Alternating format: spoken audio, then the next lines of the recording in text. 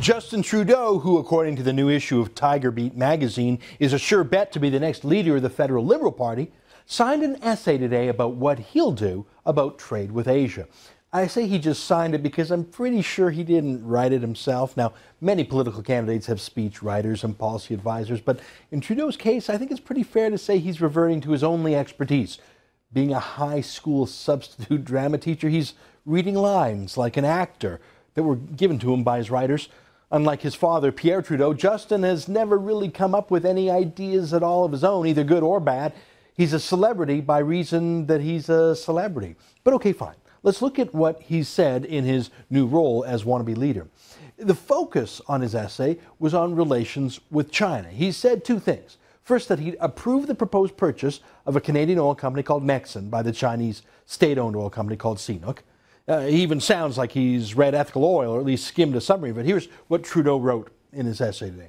All foreign investors must obey the letter and the spirit of Canadian labour, environment, corporate governance and immigration laws. In certain sectors, national security concerns will be real. However, in the CNOOC case, Chinese ownership of 3% of the oil sands leases hardly constitutes a national security issue. Great. I think I've said those exact words myself. Let's give the man some points for that. But then Trudeau goes on about the economic importance of stronger ties with China, and then he opposes outright the largest China trade project on the drawing board right now, the proposed Northern Gateway oil pipeline from Alberta to the BC coast. That oil pipeline would, at today's prices, add $18 billion a year to our exports to China. By the way, our total annual exports to China last year were just $17 billion. So this pipeline would double our trade with China, immediately double our exports. Sorry, we're just not going to get $18 billion of new sales of maple syrup or little plush toy Mounties. It's oil. So you can't say you're for trade with China, but then oppose selling things to China. Trudeau gave his explanation for his opposition to the pipeline this way. Let me read to you.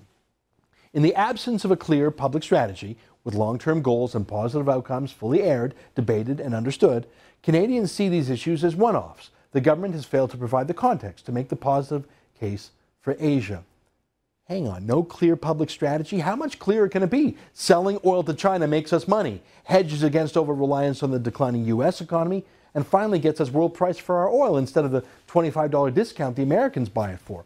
That's a pretty clear long-term strategy to me. Now, Trudeau says the government hasn't made the case for it and needs more debate. Well, the government has convened an expert panel to review the Northern Gateway pipeline in great detail.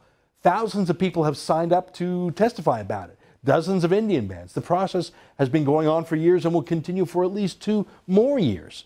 But Trudeau says there's not enough talk, so he wants to scrap it now? That doesn't even make sense. It's also a bit worrying that the man who wants to be Prime Minister sees fit to announce in the middle of a court-like inquiry that he's heard enough. He's opposed to the pipeline. What other trials or hearings will this impatient child simply declare that he's, well, made up his own mind and he doesn't need to hear the rest of the information? Isn't the point of independent, nonpartisan civil servants following objective procedures and rules precisely to avoid the politicization of big economic and environmental decisions? Trudeau says he wants more discussion, but he himself has come to judgment against the pipeline before that discussion is done. I'm guessing that's the handiwork of Trudeau's policy advisor, Gerald Butts, the environmental extremist who now runs Trudeau's campaign. But it does remind me of this statement that Trudeau made last month in Richmond, BC. My default position is pipelines, sure, but not there. So Trudeau is for any pipeline except the Northern Gateway, he just said, which is a pretty amazing thing to say. He'll accept any pipeline in advance of any hearing. I'm guessing Gerald Butts didn't approve that ad-libbing. But what young Trudeau surely didn't know is that right now there's another pipeline proposal being heard by the National Energy Board. It's called the Trans Mountain Pipeline. And as its name suggests, it goes from Alberta over the mountains and right down to Vancouver. It's been happily pumping away for more than 50 years, but now the company that owns it wants to double its capacity. Does Justin Trudeau support that pipeline? Now, I think he ought to say whether he does, or at least that he doesn't oppose it. Trudeau's essay yesterday caught some pundits by surprise because it implies that he supports the oil sands. But Trudeau can't say he supports the oil sands if he opposes getting that oil to market. Trudeau says he's against the Northern Gateway pipeline, but his reasons make no sense unless he's really against all oil sands oil, like his boss Gerald Butts is.